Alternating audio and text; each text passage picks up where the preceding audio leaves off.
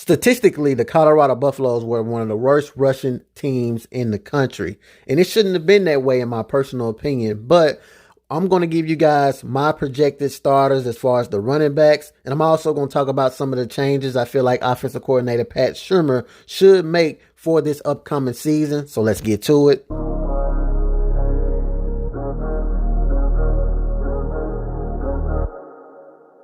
As I said before, Colorado's offense was very bad as far as run offense in the country. In fact, I blame a lot of it on the coaching, the offensive coordinator who's not there right now, Sean Lewis. Coach Prime had to go out there and make changes. He went out there and replaced him with Pat Shurmur. I also blame some of the running backs, some of the offensive linemen. There was some horrible offensive linemen, and you guys know Coach Prime has corrected that as well. So a lot of the problems has already been changed this offseason. In this video, I'm going to give you guys my projected starters as far as running backs go. So let's get to it. Running back, Dylan Edwards, the most explosive player on their offense, even with the new additions that they have added during the offseason. The player you just have to watch when you're watching the football games. In fact, my own mother was like, who is 3? And I had to let her know, oh, mama, that's Dylan Edwards. Played in all 12 games in 2023, started in 6, recorded 76 carries, 321 yards,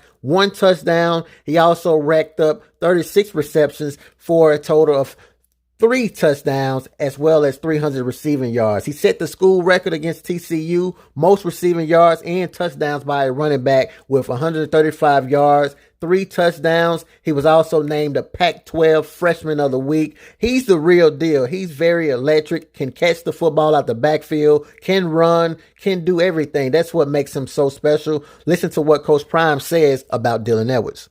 I'm curious, is Dylan Edwards everything that he was advertised? More. Kid, I think he's putting on 12 to 15 pounds. He's a dog. He wants all the smoke.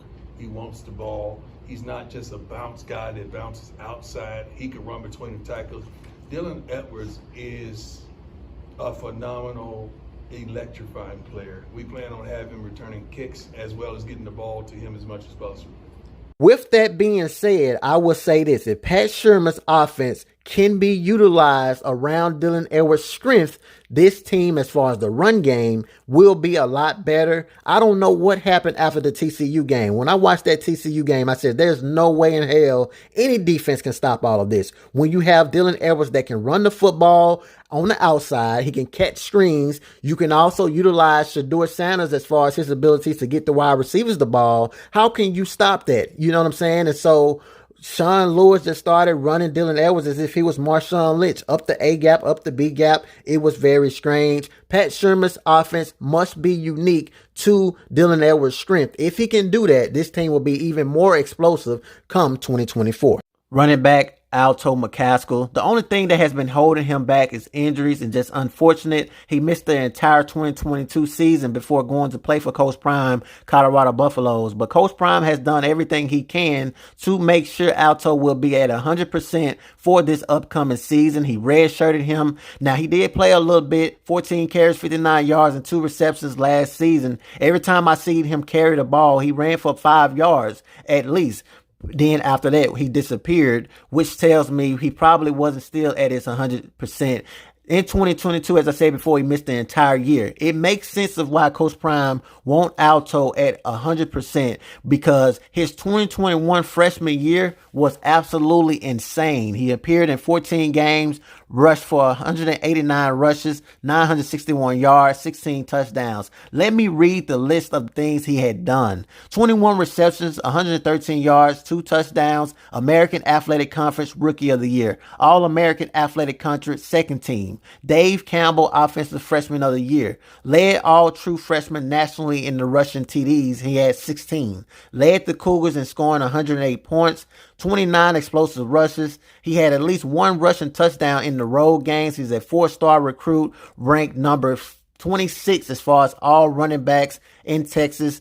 But what makes him even more special, as I said before, is his history of running track. Very similar to Dylan Edwards. He's a bigger version of Dylan Edwards. Ran a 10.91 in 100 meters. He also ran the 200 meters as well.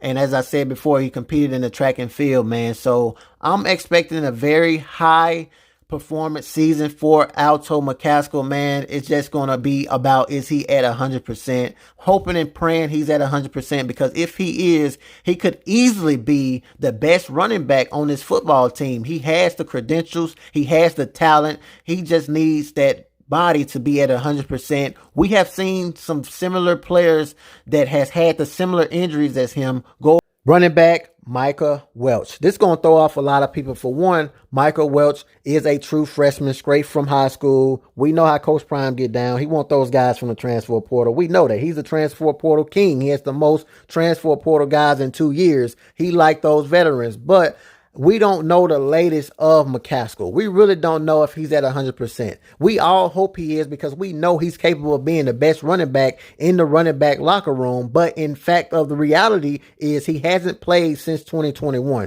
2022, he missed the entire season. 2023, he redshirted. We hope in 2024 is the year, but if not, Micah Welch may be the guy you want to look at. Yes, I placed him in front of some veterans. When you look at his numbers, you say to yourself, wow.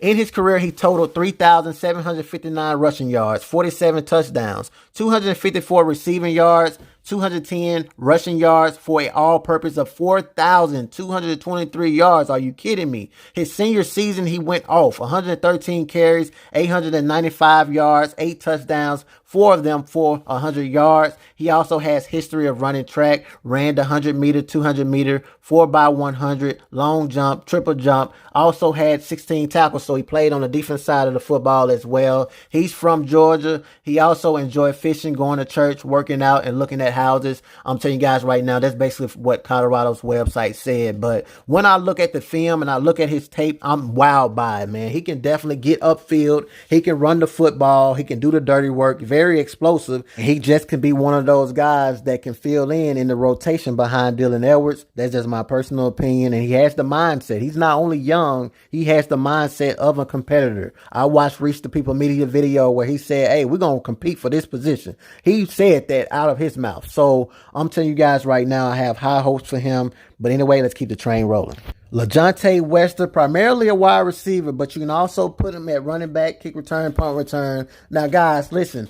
This is just coming from a player's perspective. I've been around a lot of coaches. I'm not saying he's going to play running back. He may not even touch the running back field, but I'm speaking from a player's perspective. I understand how coaches think. I understand what he's been doing on tape. He ran running back. He ran kick return, punt return. He's electric. He also a little bit small in stature, just like Dylan Edwards at 5'11", 167 pounds. But he ran the football at Palmetto, where he rushed for 135 more yards at a yard per carry attempt, or average of 11.3. He also had a lot of rushing touchdowns. He's the real deal. It just remains to be seen during the spring how they're going to utilize him as far as on the offense side of the football. But you can also pair him up with a Dylan Edwards.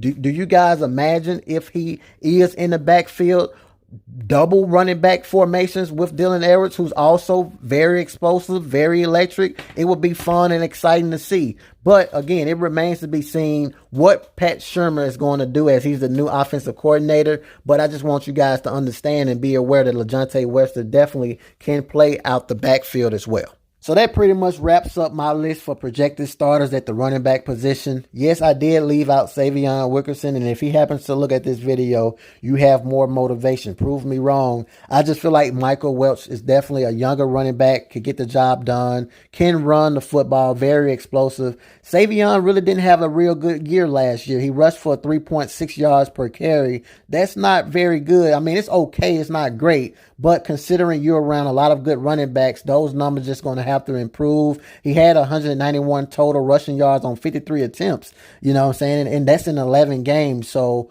but it remains to be seen. I wish all these guys the best. I'm not knocking any of these guys. They're doing something that they love to do, which matters the most. I'm sitting down at the end of the day. I'm not playing. So I'm only giving you guys my thoughts from the front desk of the computer. But drop a comment. Let me know what you guys feel. If you guys have different rotations as far as at the running back position, let me know. Let's talk about it in respect. If you guys like the video, definitely subscribe to the channel. Peace.